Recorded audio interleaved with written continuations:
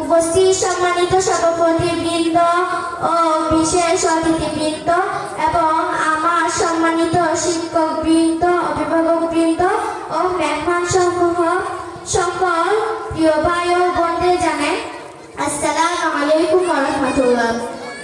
আমি আজকে আপনাদের সামনে নামাজের গুরুত্ব নিয়ে একটি বক্তব্য আলোচনা করব।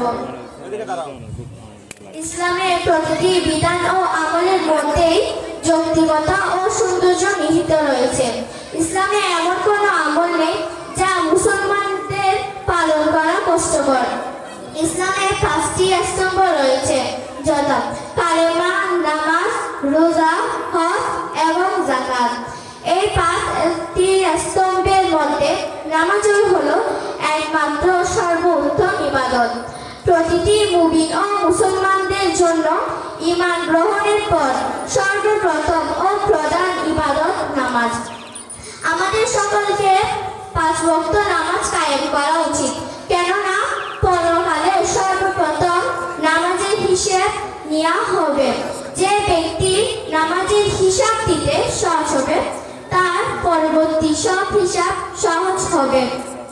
প্রতিদিন সিজদা দিয়ে বান্দা এটাই প্রমাণ করে যে সে একমাত্র আল্লাহর কাছেই আত্মসমর্পণ করেছে এবং আল্লাহ ছাড়া অন্য কারণ আনুগত্য করে না। একমাত্র নামাজের মাধ্যমেই মহান রবের কাছাকাছি আসা যায়। একমাত্র নামাজের মাধ্যমেই বান্দা তার রবের সঙ্গে সরাসরি কথা বলার সুযোগ পায়।